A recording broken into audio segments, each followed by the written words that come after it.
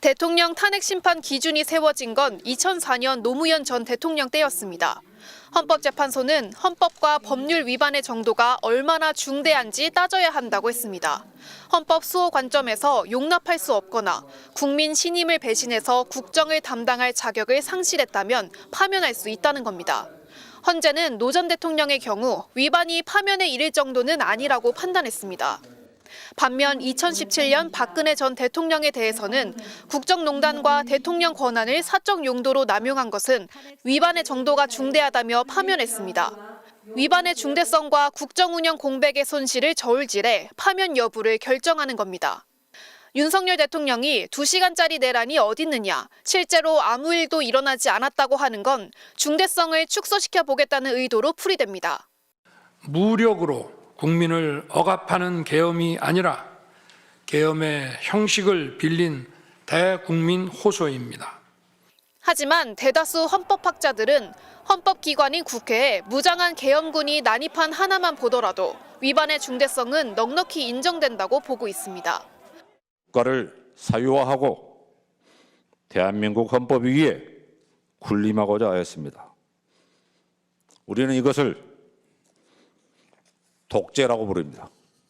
헌재는 대통령의 헌법 수호 의지도 평가했습니다. 박 전 대통령 탄핵 심판 때는 진상규명과 수사에 최대한 협조하겠다고 했지만 검찰과 특검 조사에 응하지 않고 청와대 압수수색도 거부했다며 국민의 신뢰를 회복하려 노력하는 대신 진실성 없는 사과를 했고 약속도 지키지 않았다고 했습니다. 윤 대통령은 계엄 직후 법적, 정치적 책임 문제를 회피하지 않겠다고 했습니다. 하지만 수사기관 출석 요구는 번번이 거부했고 법원이 발부한 체포영장 집행도 불법이라며 응하지 않았습니다. 서부지법 폭동을 일으킨 지지자들에게 마음이 아프고 미안하다고 해 윤 대통령의 헌법 수호 의지에 대한 의문은 더 커졌습니다. 헌재는 사건 접수 뒤 노 전 대통령은 63일 만에, 박 전 대통령은 91일 만에 결론을 내렸습니다. 하지만 윤 대통령에 대해서는 106일째 침묵하고 있습니다. MBC 뉴스 김현지입니다. 윤석열 대통령 탄핵 심판 사건의 변론이 종결된 지 한 달째입니다. 헌법재판소는 보시는 것처럼 경찰 차벽으로 24시간 둘러싸여 있고 매일 집회와 시위가 이어지고 있습니다. 제 뒤로 보이는 헌법재판소 3층에서는 헌법재판관 8명의 평의가 거의 매일 열리고 있습니다. 하지만 평의는 원래 비공개라는 이유에 숨어 선고가 왜 늦어지는지 설명조차 하지 않는 동안 사회적 혼란은 갈수록 심해지고 있습니다. 헌법재판소는 1987년 민주화 운동의 결실입니다. 제멋대로 헌법을 고치며 정권 연장에 활용했던 군부 독재 정권이 청산된 이후 헌법 수호에 대한 국민적 열망으로 헌재는 설립됐습니다. 헌법에 대한 최종적이고 독립적인 해석으로 헌정 질서 수호의 최후 보루 역할을 하라는 취지였습니다.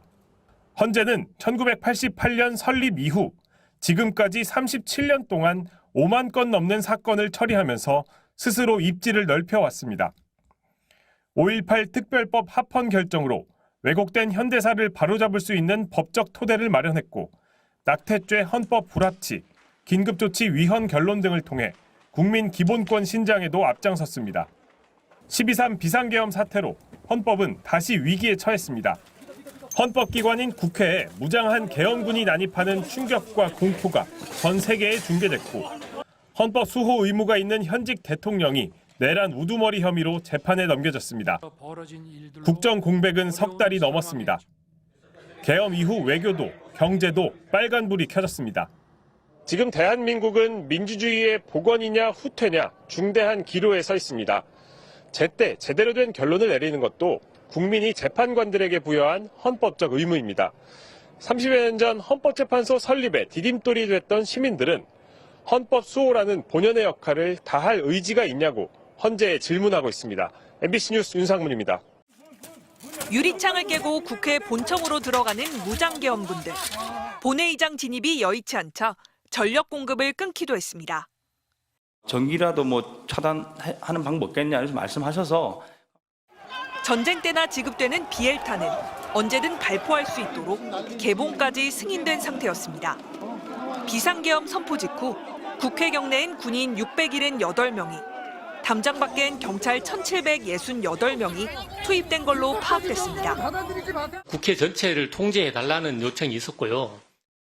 제가 받은 임무는 이제 봉쇄 및 확보였습니다. 제가 지시한 내용은 국회의사당 및 의원회관을 봉쇄하여 건물을 확보하라고. 내란 세력은 경비와 질서 유지를 위해 그랬다고 합니다. 평화롭기만 했던 한밤중 헌법기관을 군합발로 짓밟아 놓고도 적반하장입니다. 병력 투입 시간이 불과 2시간도 안 되는데 2시간짜리 내란이라는 것이 있습니까? 하지만 지극히 상식적인 추궁 앞에 궤변은 힘을 잃었습니다. 본청 건물의 문에만 배치를 해놓으면 되는 거 아닌가요? 네, 그렇게 하려고 그랬는데 이게 충돌이 생겨버린 겁니다. 들어갔으니까 충돌이 생긴 게 아니에요? 불법 계엄을 저지할 수 있는 유일한 수단, 즉 국회의 계엄 해제 요구 의결을 좌절시키려 했던 그들의 검은 속내가 계엄군 지휘관들의 입을 통해 드러났습니다. 본청 안으로 들어가라. 국회의원을 끌어내라. 이렇게 했단 말입니까? 그렇습니다. 내부로 들어가서 의원들을 끌어내라. 그거는 초법적인 지시의 정점은 군 통수권자인 대통령을 가리키고 있습니다. 아직 의결 정족수가 채워지지 않은 것 같다. 예. 빨리 국회 문을 부수고 들어가서 안에 있는 인원들을 밖으로 끄집어내라. 비상계엄이 유효하더라도 국회는 계엄군의 통제 권한 밖에 있습니다. 또 현행범이 아니면 체포할 수 없는 국회의원을 끌어내라고 지시한 것도 모두 헌법 위반입니다.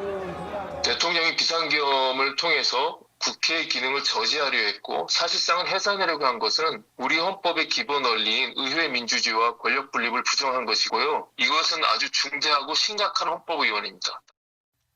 온 국민이 전 세계가 실시간으로 지켜본 국회 침탈의 현장.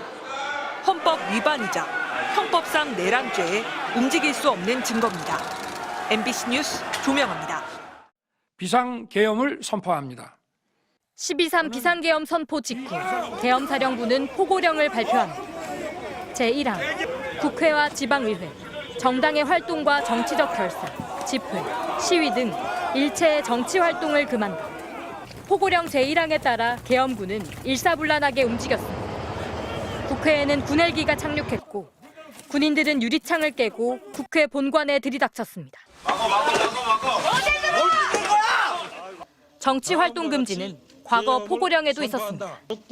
1972년 유신체제를 선포한 박정희 정권은 비상계엄 포고령에 정치활동 목적의 집회 시위를 일절 금한다는 내용을 담았습니다. 정당과 정치활동의 중재 등 헌법 일부조 항의 효력을 정지시키고 하지만 지난 2018년 대법원은 이 포고령이 위헌이라고 판단했습니다.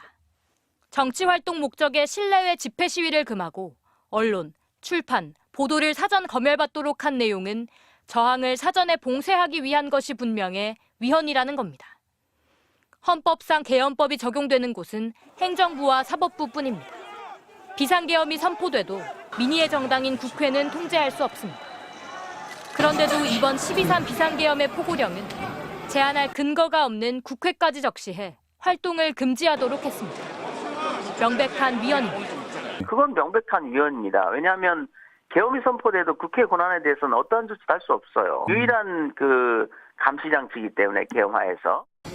이 때문에 한동훈 국민의힘 전 대표도 위헌 위법한 계엄 선포는 그 효과를 상실했다는 말씀을 드립니다. 헌법재판소 사무처장도 포고령이 위헌이라고 했습니다. 일체의 정치 활동을 금한다는 포고령 1호는 우리 헌법에 부합합니까? 현 헌법에는 부합하지 않습니다. 이 사실을 윤 대통령도 모르지 않았습니다. 당회법규에도 위배되고 내용이 구체적이질 않아서 집행 가능성도 없는 거지만 그냥 놔둡시다 라고. 국회 활동 금지와 언론 출판 통제, 복귀하지 않은 전공의 처단까지. 당사자인 언론인과 의료인 등이 헌법 소원을 청구하면서 탄핵 심판과는 별개로 포고령의 위헌 여부는 또 다른 법적 판단을 기다리고 있습니다. MBC 뉴스 고재민입니다. 12월로 접어든 첫 주, 불황이라지만 기대감이 있었습니다. 누군가는 연말 모임을, 여행을 계획했습니다. 비상계엄을 선포합니다. 일상이 깨졌습니다. 비상계엄을 선포할 수 있는 헌법의 지극히 제한적인 요건, 전시, 사변 또는 이에 준하는 국가 비상사태여야 합니다.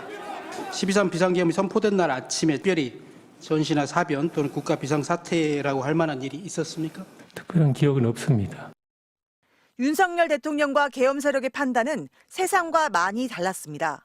당시가 국가 비상사태였다고 주장합니다. 그런 인식의 책임은 야당에게 돌렸습니다.